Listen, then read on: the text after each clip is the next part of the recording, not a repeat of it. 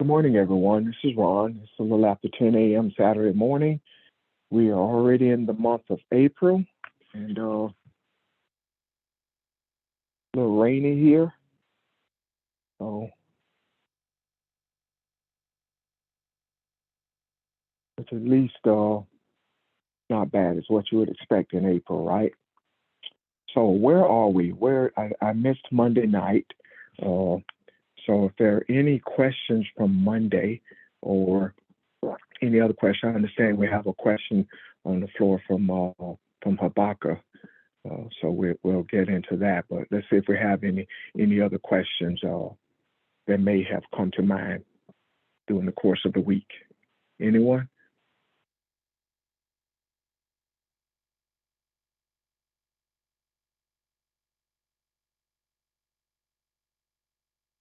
Okay. Ramel, you had a question from Habakkuk. Would you mind stating your question again for us, please? Give me just 1 minute, Ron. Yes, ma'am.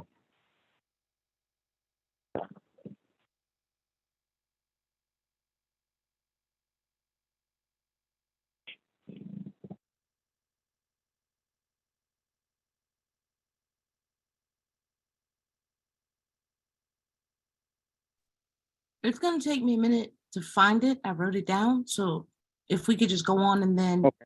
I'll jump in when we Oh, have the pause. Sorry. I have, I have it. I Okay. have it. You want to state it for us, Pastor? Please, Uh, sir. she had a question that she raised on Monday night from Habakkuk, the 17th verse, where it talks about for the robbery of Lebanon will inundate you, and the plunder done by your animals will destroy you because of the blood of men that you split, and the robbery of the land, the city, and all its inhabitants. I was reading from a different version than she. However, the question is the same. What Mhm. is meant? What does that verse mean, especially when it talks about the robbery of Lebanon? Am I right, Vermeer? Yes, you are. Okay. Um, anyone any insight into that? Into that verse? We started off talking about Habakkuk because it related to what we had seen in Isaiah as far as us looking at who we are and looking at uh, actually a description of what we are experiencing at this time uh, and what that means not only to us but to all of mankind. So when you look at this and connect it, Lebanon is a strong word here. Uh, Lebanon is used over 70 times. The word Lebanon is used over 70 times in the scriptures. It does not, at this time, as we know Lebanon to be a country, this is not talking about a country. Lebanon was a mountain range. Uh, and if you notice when is used in descriptions in the rest of the Old Testament, it is usually, at least from what I have seen, something positive. It talks about the temple being built from the trees from Lebanon. It talks about it being a place, of refuge, or a place of comfort, or a place of peace. So it talks about it in a positive manner. On the other hand, the name Lebanon means to be white, and it comes from the term because it had snow-capped mountains on it to be white. But there is a negative side to that as well. It is talking about the whiteness of it speaks to in emptiness or nothingness. It talks about like the word or leprosy gets its root from the same word that talks about to be prideful or to to be stubborn. So when you look at that, and even Laban, who was Jacob's father-in-law, name means the same thing. It comes from the root word to be white. So you look at this and look at what it is trying to say. The negative side of it is it could stand for being prideful, and moving away from the Creator. But in the sense that this is talking about, Lebanon is seen, and this is looking at some verses from several sources that I like to call on, and the one that I usually rely on a lot is Benner, Benner. And what Benner is saying is, if you look at this from a spiritual side of it, it is saying that the land of Canaan was their Lebanon. In other words, it was their mindful place. It was a peaceful place in the heart of man. It was a place that you could go and relax. It was a place that you could go and restore and rejuvenate. So in that regard, it is talking about a mindfulness. It is not talking about a physical place.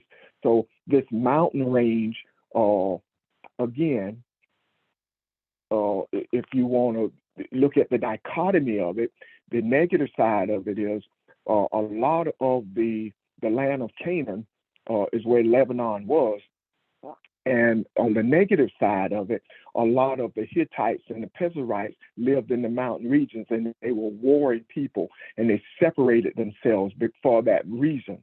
On the other side of it, the mountain range, a mountain range describes the loftiness or being heavenly or being godlike or seeking or meditation, higher meditations. So it depends on where you are. But in this regard, what it is talking about is a peaceful place that you go to find God. So Lebanon, in using it synonymously with the land of Canaan, is talking about a place where you bring balance, a place that brings you balance. So when it says you have destroyed this, you have been overwhelmed by this. In other words, you've taken away that peace. You've destroyed that peace. You've overwhelmed yourself of mankind with violence and destruction. And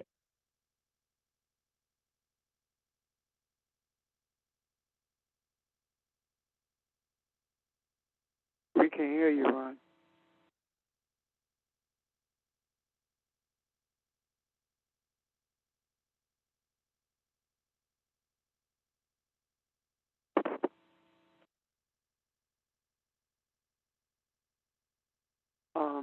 I think Ron may have dropped the call.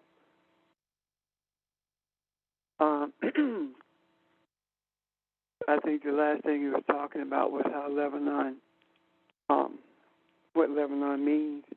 I don't know exactly what he had prepared for that. However, the different places in Scripture does render it as being positive and negative. Ron, are you back? yes, sir. Sorry about that. It dropped me. Go ahead. I don't know where I left off at, but the point I'm trying to make is this was supposed to be a positive thing, and the town and its inhabitants of the violence are done to the land. If you know, land is talking about your consciousness. So instead of being in a place where you can understand your value and be elevated and expand your horizon, meaning understand who your oneness with Elohim and what that means, you have moved to a place where you have moved backwards because of the bloodshed and the violence that you are you have chosen to be the negative side of this rather than being something positive. And I kind of felt like I rambled a little bit, but does that make sense? If not, ask a question or somebody else help me with it. It makes sense to me. Okay. So then, Anybody else? okay, Yes, no, ma'am. go ahead. I'm sorry. No, I was just going to ask, was there anybody else that had a question about it? So, yes, please. So go reading on down to the 20th verse where it says, "But the Lord is in his holy temple. Let all the earth keep silent before him. all silent." Okay. All right. So Before you go down there, Vermeil, say again. before you go down there, that far Okay. down, Okay. let's get a little bit more clarity Okay. on, and because all of that connects to All right. where we are now. This idea of house, thank you, Vermeil, being built, but I'm sorry. Woe to him who builds a city with bloodshed and establishes a city with iniquity. I see this also run as speaking to those who do whatever it takes to establish their will, the arrogance and the disregard for humanity. So what it's saying in essence is both individually and collectively, that we are not, we become unaware, or we simply disregard who we are. And that would have to be if we decide that we're going to get what we want, regardless of what it takes to get it, even at the expense of those around us. It does not necessarily mean that you have killed someone, but it does not exclude that either. It includes as well manipulation. It includes the idea of forcing people to believe what you believe, or to give you what you want. So when you establish a household, meaning when you establish yourself in that manner, it's not from Hashem that the people were taught for fire. We're just talking about that what you're doing is on your own. You have disregarded the principles of the Lord, of Yahweh. Okay? Does that make sense? Yeah, it does. It does make sense.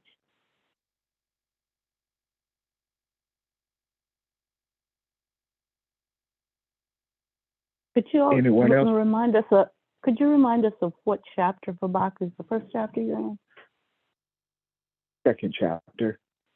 Second chapter, and we started in verse 17. I'm sorry. I should have said. Okay. Habakkuk, second chapter, y'all, verse 17. Thank you. No, thanks for asking. I should have said that.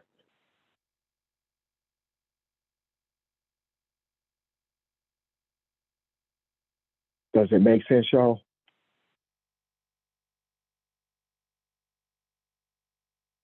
So Lebanon is again a frame of mind. It is a place you are in your desires, if you will, or lack thereof, to be one with the Creator. So, and as Pastor described, also you can take the other side of that and be out on your own, or do your own thing away from God. So that's what this is talking about here. Okay. Thank you. Yes, ma'am. Any other questions?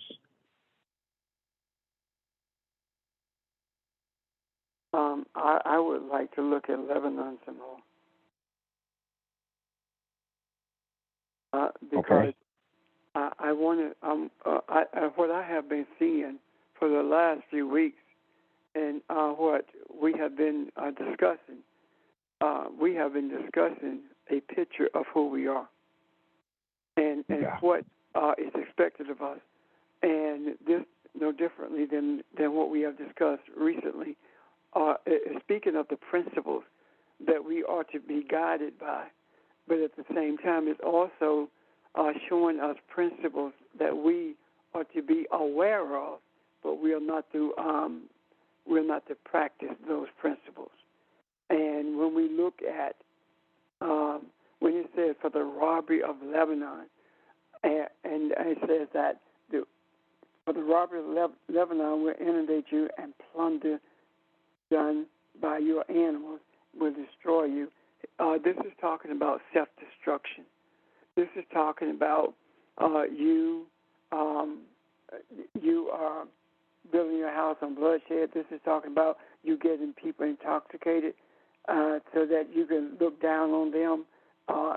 You can expose their shame. It's talking about you yourself becoming drunk or becoming intoxicated and confused. And your own shame is being exposed at the same time that you're attempting to expose someone else's. So I would like to get a bit more understanding about Lebanon as internal principles, Ron.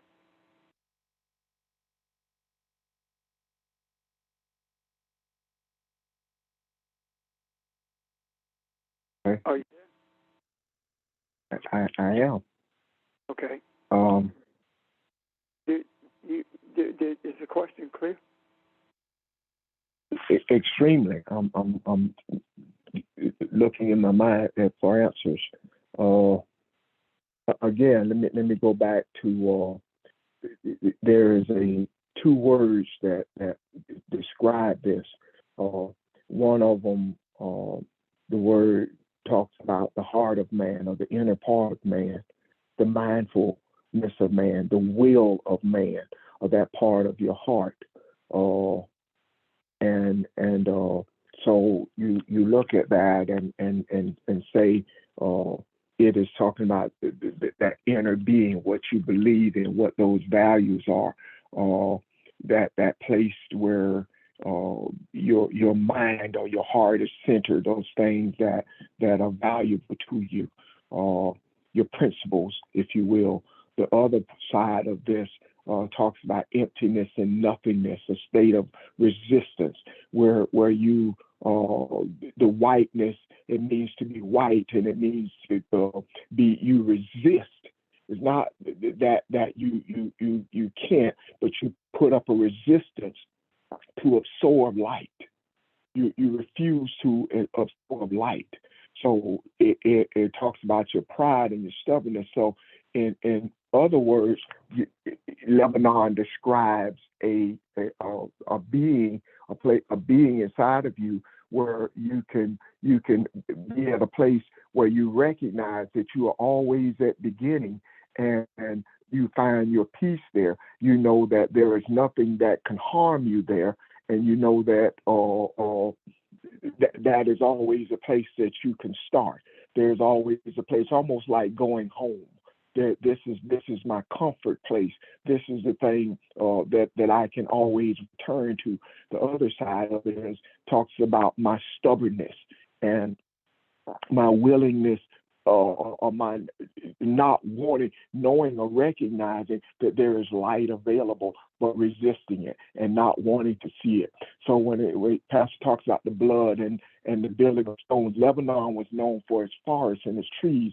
So if you look at that as these firm principles that you stand on, is also known for its stones and its rocks that they use for building.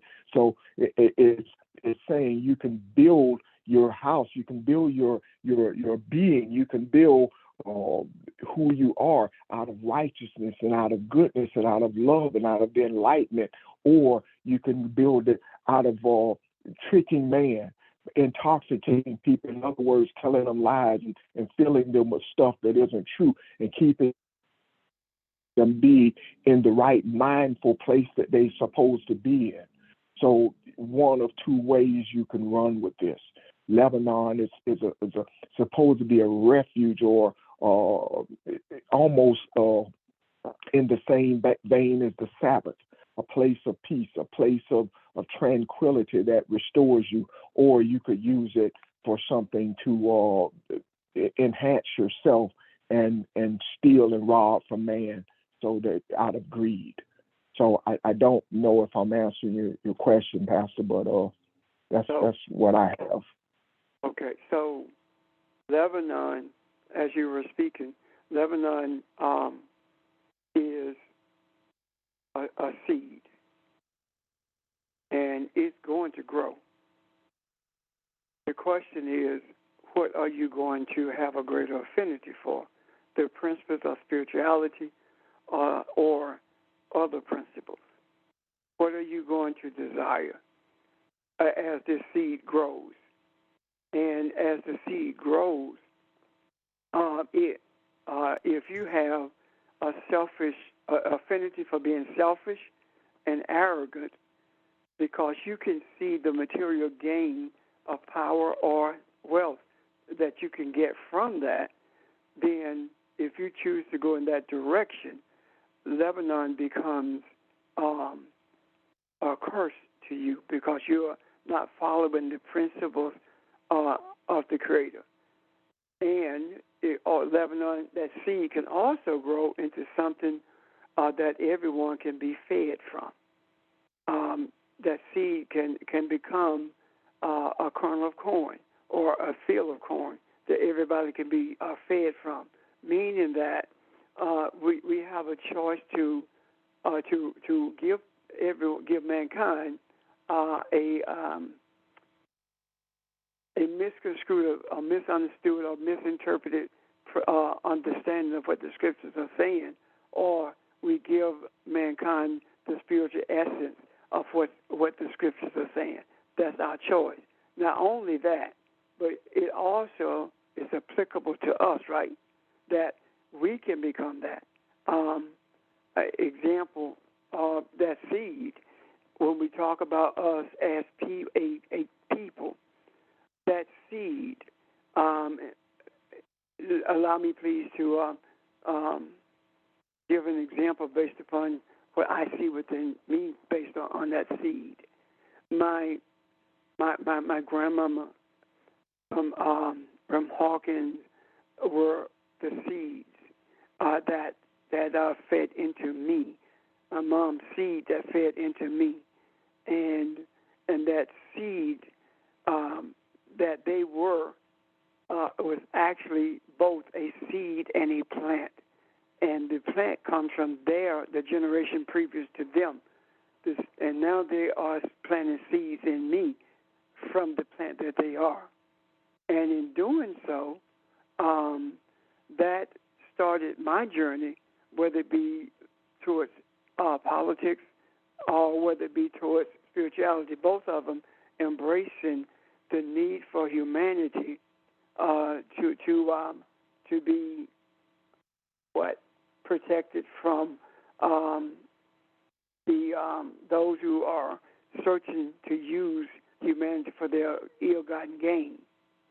So here we are at this point where we make a decision whether or not we're going to stay within the throes of religion or whether or not we're going to search for spirituality. In my particular case, I had a choice to rise to the top in terms of the Baptist world, was slated to be put in line to become eventually the president of the National Convention by virtue of being over the youth department, and put in line for the Sunday school conference in the state, which both I refused. But those are the kinds of decisions that had to be made, and at that time, I did not know that I was making those decisions based upon spirituality. I just knew that it wasn't in me to do that. I didn't want to do that.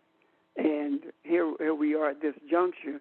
I understand now that that seed of Lebanon that was in me, it could grow into trees that could strengthen this temple, or it could grow into rocks that make it a serious struggle to get to a place where I see the need to build this temple.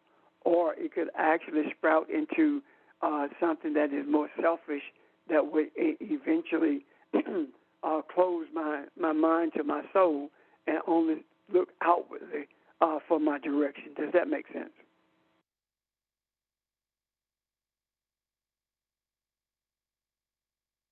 It You don't does. live where you want. Yeah. It does. Great example.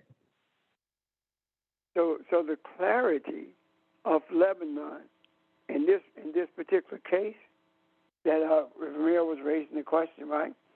Is talk about robbing yourself. It's not talking about a city. You're robbing yourself of opportunity to be who you're supposed to be, and you become confused. Does that make sense? Yes, sir. Yes. So this is in a sense saying that you actually seek to kill the seed before it can mature into what it can be, and or and a better term, I guess, is genetically modify the seed, so that you can make it be what you want it to be, not realizing that you are only damaging yourself as well as humanity. And that credibility will be lost eventually. The So- seed, and I'm sorry, go ahead. I thought you were done, Pastor. Go ahead. No, I was just going to say a city or town is talking about a collection of thoughts that could be inside of you. It's talking about a culture of what everybody believes and what they do. So it is talking about you wrecking yourself. You're changing your whole being as far as your beliefs and your value system. It also is saying that you affect other people. You also move other people. That's the intoxication part. You change the way they think, and they could no longer be the spiritual or the mindful self to see who they truly are, and they start seeing the riches or the stuff that you are accumulating, and it gets them even more intoxicated. So you're not only ruining yourself, but you have influence on others as well. So that's what it means by the towns and the inhabitants. Can I add something to that? When we look at that 17th verse, Yeah. this is what I'm seeing in the 17th verse. For the robber of Lebanon, when you rob yourself of being or of living by the principles that are in you that you were created with. Matter of fact, you were created with both principles, actually, because it's the tree of knowledge of good and evil, which means that you have the opportunity to function according to the principles of the Creator or be dysfunctional by functioning according to the principles of religion or the principles that you create for yourself. So when you rob yourself of this opportunity to live by the principles of the Creator, and then what happens is you be flooded with everything that you plundered, and your animals will destroy you. What it's saying is that you will be overwhelmed by the things that you seek and that you think is the right way to journey, or that you think is righteousness. And animals will destroy your thoughts. Will destroy you. Your animalistic, your thoughts that are not that you're not supposed to embrace will be your destruction, because of the blood of men and the robbery of the land. What you have done, you have taken the life from men, from humanity, and you have robbed yourself and them of consciousness. Not only that, but the city and all its inhabitants have been robbed of that as well. And that speaking exponentially starts with you, and then it goes to those who are the thoughts that you're having. And your thoughts bring you in contact with other. City is not a abandoned town. City is inhabitants in a city, in a town. And in that city is talking about those where you are located who are listening to you. You are also robbing them. And all of those who live within within the confines of that city and beyond, because you're speaking to how you exponentially influence in a negative way the lives of people, or you have the opportunity to influence it in a positive way. But every bit of it starts with you. It starts with how you feel, how you think. It starts with knowing who you are. It starts with whether or not you are willing to give up the principles that you have leaned upon all your life in order to embrace the principles that gives you life, that continues your life along with the life of all of those around you who would dare to embrace it. That's another thing, but I want to see if I'm making sense with this first.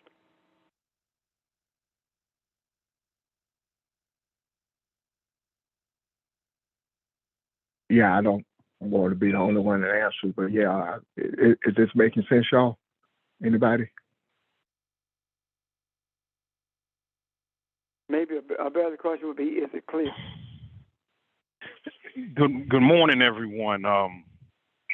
Hopefully this may aid the lesson.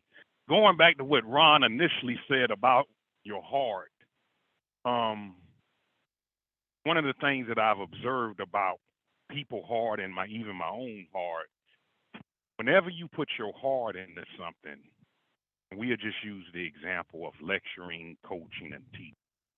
When you put your heart in it, that is an arena that you will not retire from.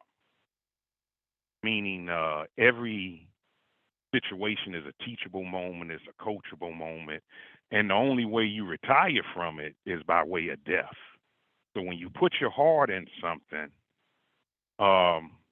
like I say, with lecturing, coaching, and teaching, you never retire from it. And when my heart is in something, Joe Jackson is my dearest friend outside of my trucking family. And he called me up one day and he said, "Hey, quick, Watson, what you doing?" I said, "Man, I'm shopping my resume." And he just said, "You ain't going to leave no pet dairy." And he said that because he knew my heart was in pet dairy. And it was. However, never put yourself in a position where you can't separate yourself from it in 5 minutes. So when your heart is in something, whatever the task is, you're going to see things that other people don't see. If it's detailing a vehicle, person who has their heart in detailing their vehicle, they're going to see a piece of lint 2 miles away than people who don't put their heart in detailing the vehicle. People who put their heart in manicuring their yard, they see things differently than someone who just cut their grass. So in your spiritual walk, when your heart is in it, you're going to see things other people don't see. Yet that's the most intriguing part about the heart. It's one of the most easiest things to camouflage because no one sees your heart. No one sees the origin of what you're trying to do. Things that look good, if you don't know that person's heart, could be bad. Things that look bad, if you don't know the person's heart, it could be for the good. So I just want to reiterate to us that, like, for example, with Reverend Richard, Miss Kathy, ST, the teachers up in Grady, y'all ain't going to never retire from that. Yet when you do retire, even in your death, the things that you have taught will still be active. So I hope what I've said is tied into the lesson of Lebanon and bada bing, bada boom. Thank you very much.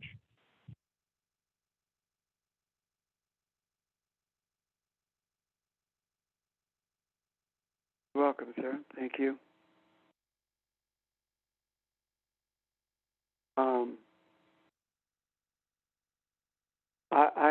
I see the example you were given in terms of your heart being in something.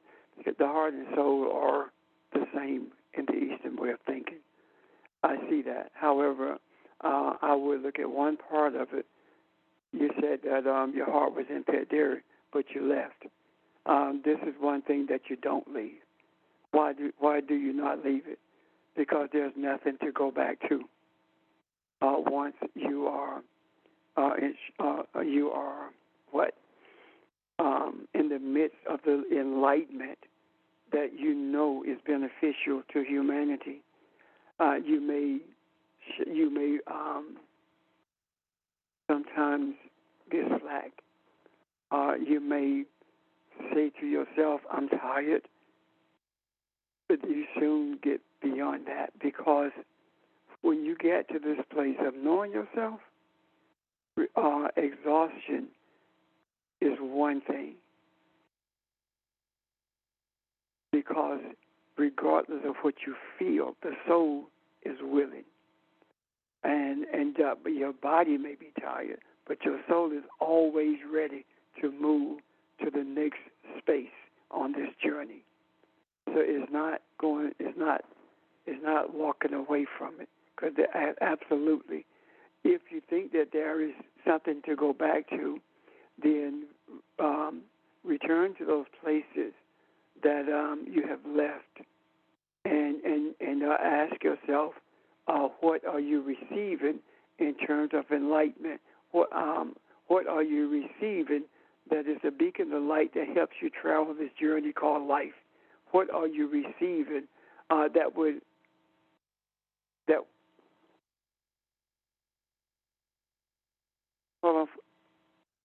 would enlighten you to the place where you are able to see yourself moving beyond the place where you are. Does that make sense? Yeah. And when you do go back, you're not comfortable. You're Right. not comfortable at all. It's very, very, very uncomfortable.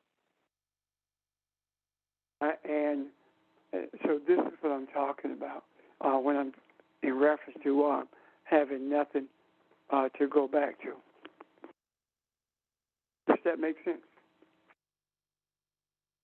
Yeah, I think about it as building a relationship, and as the intimacy builds, the knowledge builds, and the history builds, you are becoming one with. So you can't go back because you're no longer the same. You have changed. You've evolved into something else. And as we look at these terms, as we experience what we are, the words on the page, and we bring life to them, we are experiencing this. In other words, we are building intimacy. And so when Peter said there's nothing that where can we go, that's what he was saying. I'm not the same person I am now. We are one. So I can't break apart that part of me and move on, because it would not be the same place that I left. So if that adds anything to it.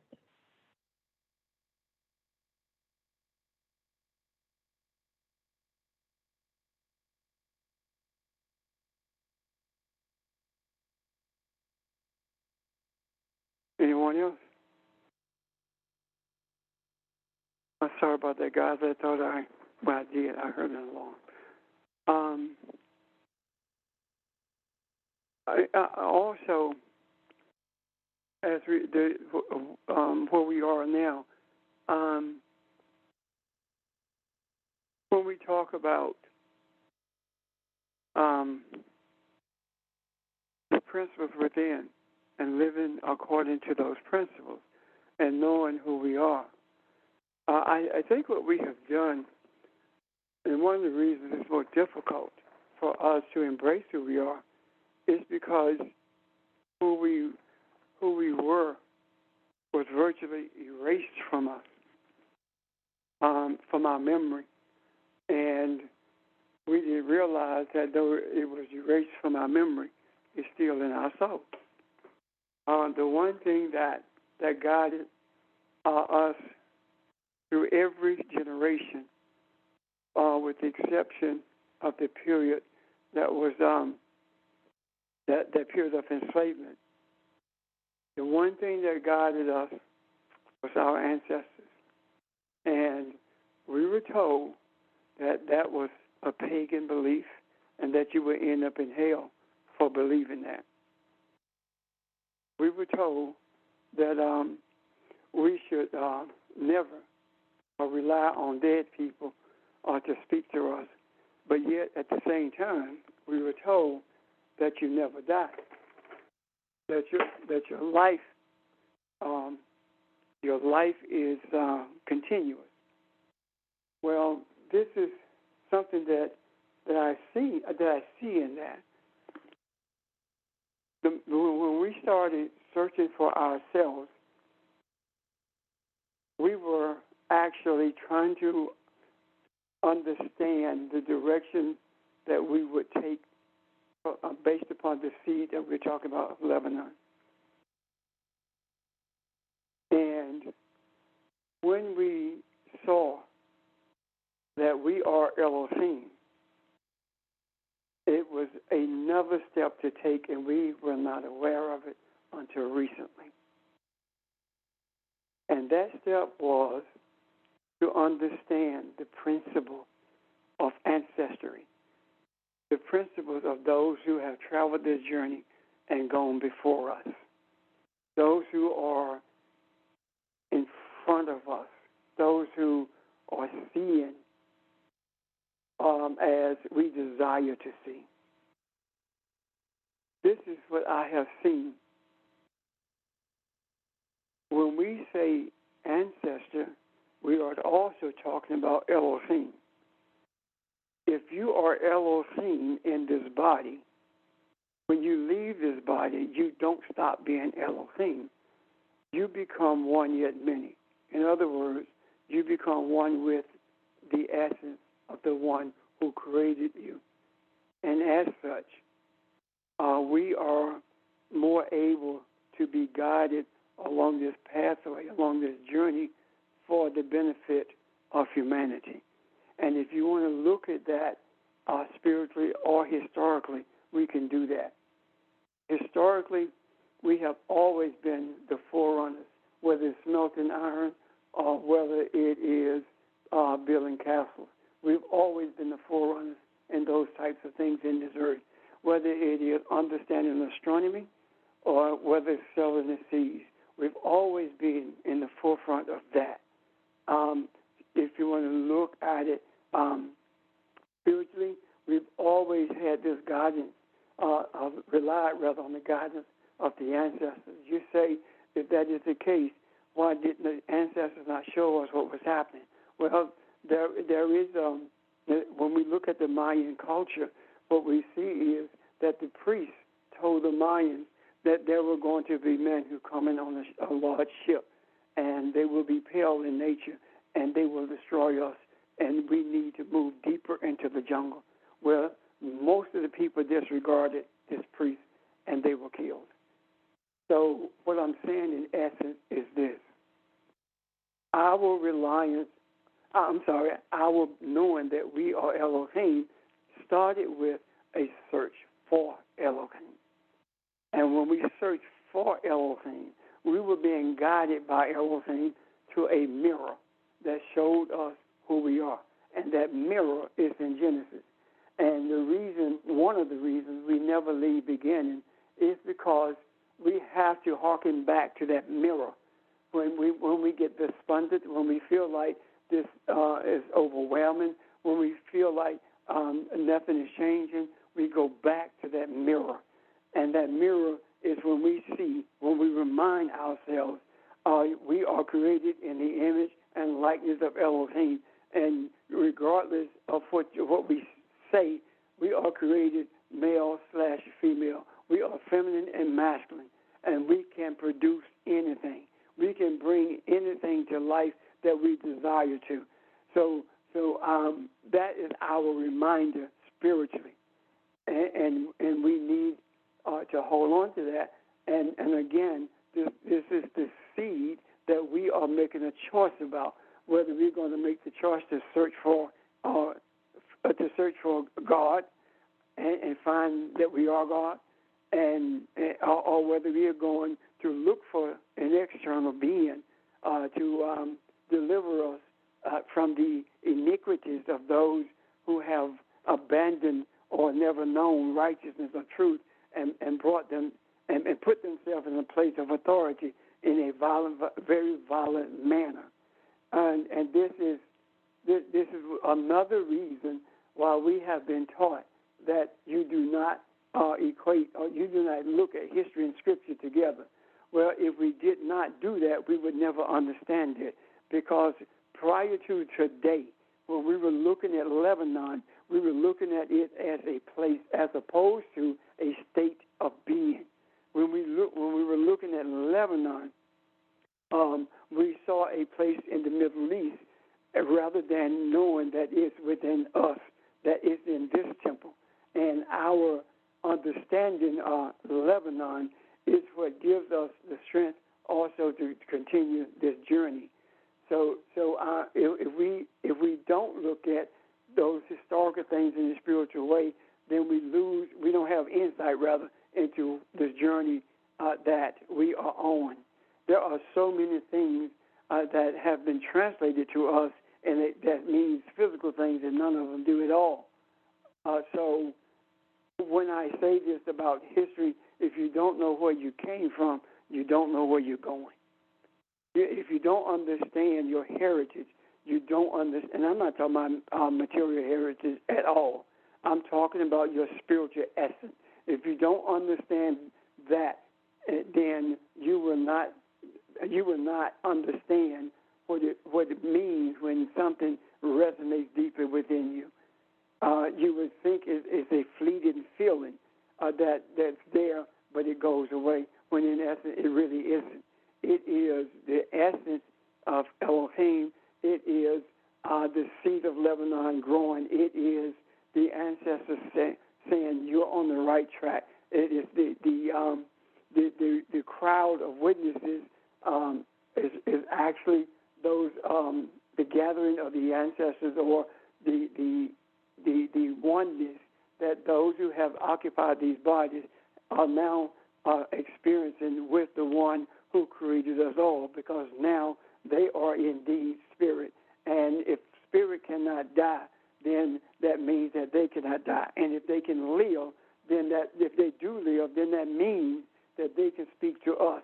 And there is a reason that we have, for generations, followed the trail that's been blazed by the ancestors until we came in contact with the enslavers. And now here we are on a pathway to blaze the trail for humanity to finally come to a place of peace, harmony, and mutual love for each other. I hope that makes sense to you guys. Any questions or comments? Thank you.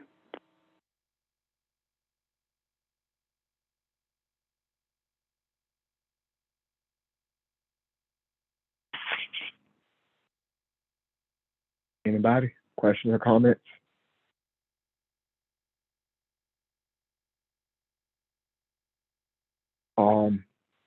Those verses, not just Lebanon, but those verses that Pastor went over, that follow that verse 17. Any questions on those?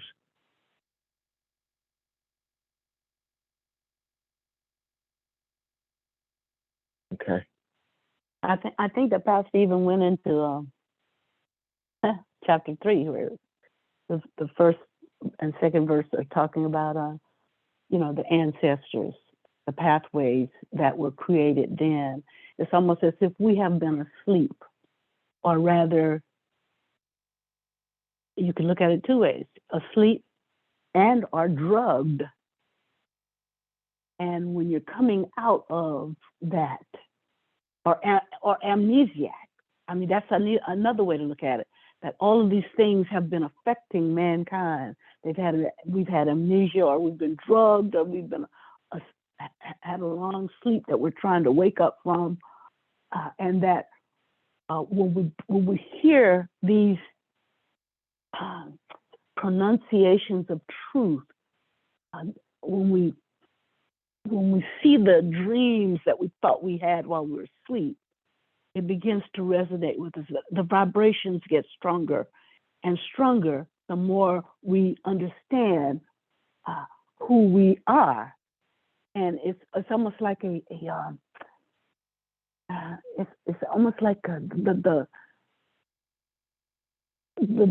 music is in an orchestra. It's winding up to a climax, and you can feel it. Not only hear it, but you can feel it building in you. That's what this is doing for me. It's reminding me that don't worry about all the things you see. Don't worry about the fact that it seems like justice is not anywhere around. That people are doing whatever they think they are big enough to do. Understand that that's not who you are. And that really isn't who humanity is. Humanity was not designed, was not created to do what you see a smaller group of authoritarians or mankind doing. That's not who you are. And so this is how this resonates with me. To remember the Elohim that you are, regardless of what you see. Thanks. Thank you. Thank you. Based on what Barbara was saying, I saw that in addition, we got comfortable in Egypt. Egypt in the Bible is not a geographical location. It is a spiritual location within us, a tight place, a place where you are forced to labor without any compensation. And that laboring is not speaking to physical labor as much as it is to spiritual. You're laboring within the confines of religion, and there is no compensation. And you keep doing the same thing over and over again. And it's such rote behavior until you get to the place where you are making brick without straw, meaning that you're trying to hold on to water that's slipping between your fingers. You're trying to hold on to something that does not exist. You're trying to make something out of nothing. And the frustration of making the brick without straw, you begin to look for answers. And the answers that you find begin to lead you out of that space, out of Egypt. And you cross the Sea of Reeds. And the Sea of Reeds, the Red Sea should have been translated the Sea of Reeds. And when you cross that Sea of Reeds, you are crossing into another understanding of yourself and life itself. And you're searching for a deeper understanding and direction that you are to take.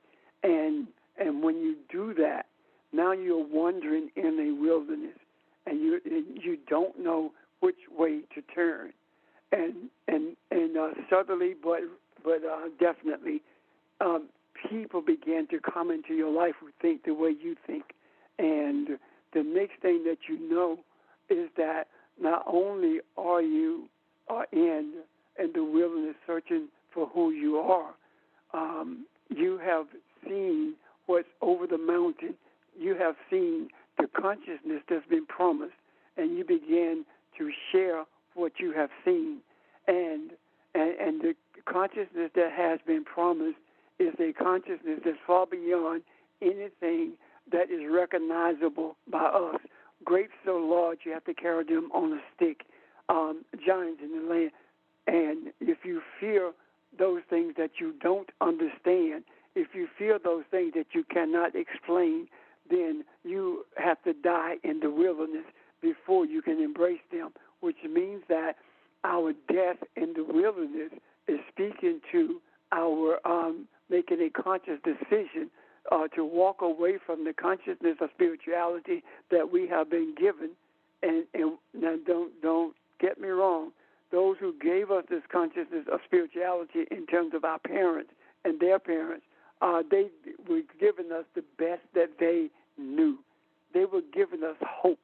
They were giving us something to latch on to.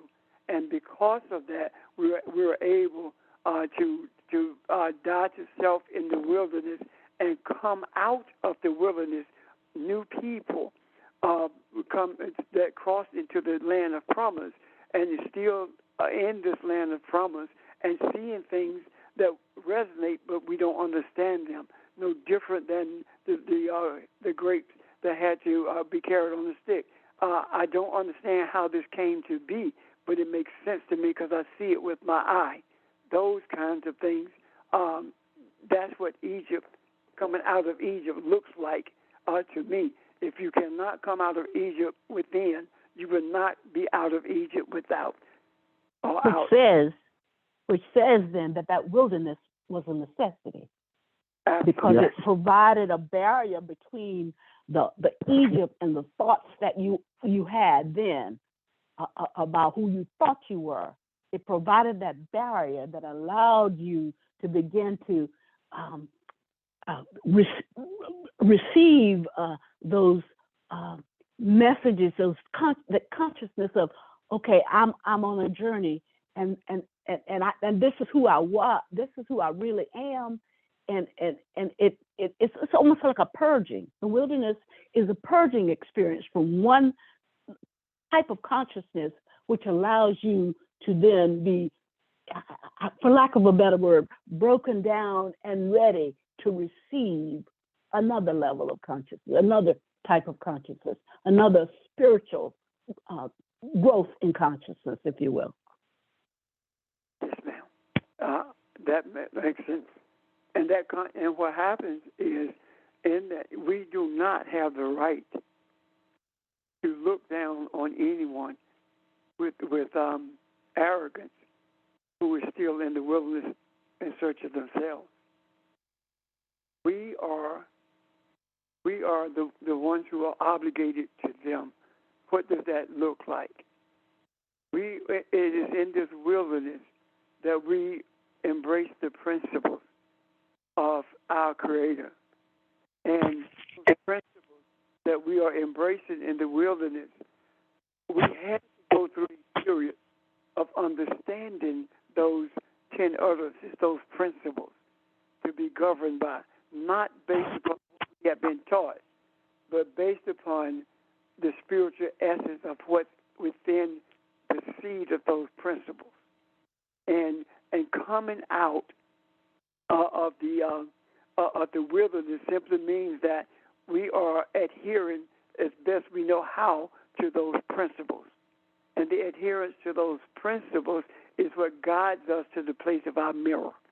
And as a result of that, we're more able to bring into existence a broader segment, would you mute your phones, please?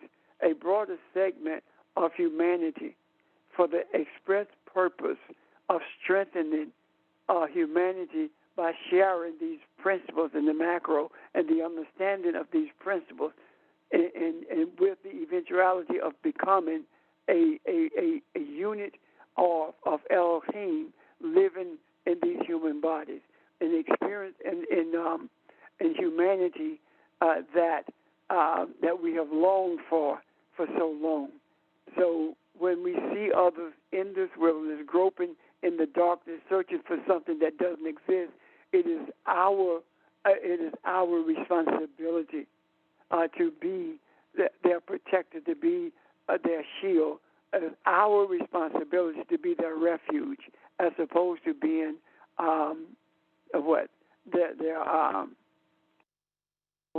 destroyer or elevating. We should not elevate ourselves over them, because we are the protector of those who are groping for something that does not exist. At some point, we must see that the refuge that the scriptures speak about in Psalms 91. We are that refuge. We are that tent. We are that shield. We are no different when it comes to humanity than was Jesus. Jesus said, "I would long to gather you under my arms as a hen gathers her brood." What is this talking about? When you are on this journey, and when you move beyond making brick without straw, when you move to the place where there is no returning because there's nothing to return to, then you have that same longing, but the difference is this: Jesus longed for that. We have the opportunity to do that, to be that to humanity. When Jesus said, "Hey, dude, it's done," that was a passing of the torch. This era that speaks of Jesus, this era that speaks of the principles that were God enforced, that era has to be seen as a foundation upon which we build to be who we are right now. And one of the major things that I think happened, and we did not realize it at the time how significant it is that understanding that water baptism is dead. It left with Jesus. And one will come who will baptize you with the Spirit. And that one who will baptize you with the Spirit is the one who helps you understand the nature of you being a deliverer. These allegories in the book are actually guideposts for us to lead us to the place where we can bring humanity out of the wilderness. We can bring those who are greedy and arrogant and ruthless, bring them to a mirror so they can see themselves and desire to change. I'm done. I think. Questions coming. Pastor, this is Charles. Is that the same thing when Jesus said, "I got sheep, it's not of this pasture"? When he was saying you don't look down on the other people because they ain't at the place that we are, but we're supposed to help bring them to the place that we are. So is that the same thing what Jesus was saying? Absolutely, it's the same thing. I have sheep not of this pasture. Keep in mind, he did not say, "I have sheep that's not in my sheep pen." He said, "in this pasture," which means that it's open. It's not shut off so others cannot come into it. He's saying that I have sheep that's not in this pasture, meaning that they are not eating what my sheep are eating. They are not growing as my sheep are. They are not being protected as my sheep are. They are being sheared for the benefit of those who are shearing them. And in today's vernacular, that would be they are being sucked dry from all of their resources, including thinking for themselves, for the benefit of those who are reaping reaping the benefits of them, meaning that they're taking everything that they got rather than feeding them and rather than protecting them. They are allowing them to run wild, but at the same time keeping them corralled with misinterpretations of the scriptures, so that they can live based upon what the sheep are giving them. Does that make sense? Does that answer your question, Charles? Yes, it did, and I appreciate it. And I appreciate Barbara brought it out a lot of stuff too, and I grasped. And I thank George for what he did. Said. Thank you, sir. Ron? Yes, sir. I'm listening. When Bobby was talking, I couldn't help but the sleeping part think about the awakening of Adam. I don't know if that's what she was. Is that sort of the same thing, Barbara? Yes, I was trying to show that it's not. People see it from different perspectives. The awakening of Adam, or feeling like you've been drugged. You've been given the wine of religious principles so long that all you do is wake up with a hangover, and that you got to get more of that religious principle, the drug of that principle, to make you every Sunday, to make you feel quote unquote good again. So just there are different ways of seeing this thing is all I was just trying to say. You described it beautifully. I could see that very clearly. Yeah, thank you. And Lebanon again, as Pastor said, the term he uses, trying to make something out of nothing. That's the whiteness of it. That's the other side of that definition. There is nothing there. There is absolutely nothing there, and because of your pride and your stubbornness, the light is available to you, but you are stubborn to it. You do not wish to absorb it. So that's what it's talking about, rather than this is talking about choice, the choice you make. You would rather use your pride and make something out of nothing and intoxicate others with this nothingness. And that's where we are. So thank you both. I think your examples tied everything together beautifully. I have a question. Hello. Okay. Hello. Okay. Hey. So what you guys are talking about also is religion like the old wine, and once you becoming aware of who you are, that's the new sack. You know, the scripture that says you don't put old wine in, I guess, a new sack or something like that. I don't know the scripture You don't put verbatim, but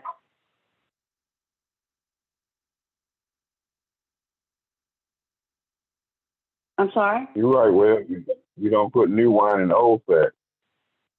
Yeah, that. So is that what y'all saying as well about religion being the old wine?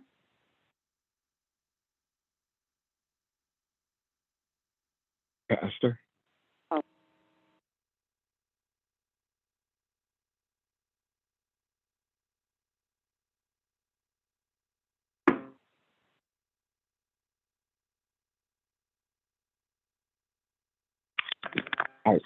Are you talking? Maybe I can't hear you. Oh, once we, I said that I was trying to see that scripture in my mind. Once we get, Hello? once we get to this place where we are in terms of traveling this journey, the reason that old sacks cannot contain it is because they don't expand. They burst.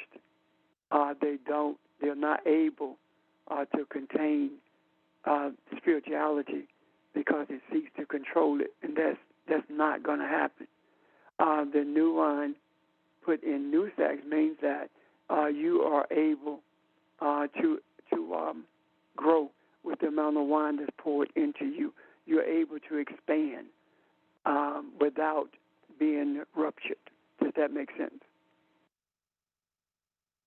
Yes. Yes, it does.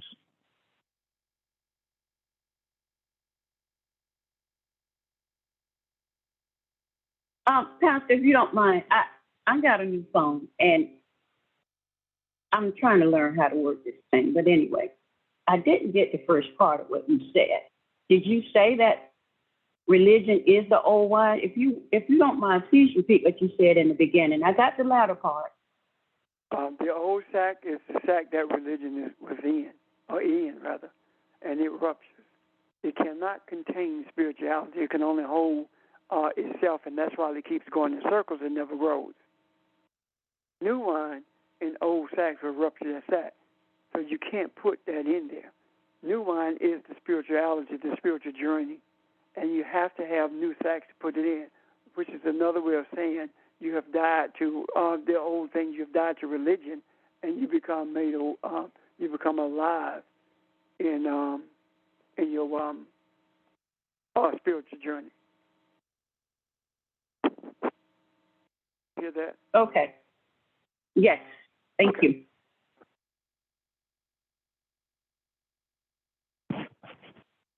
Good question. Good question. Anyone else?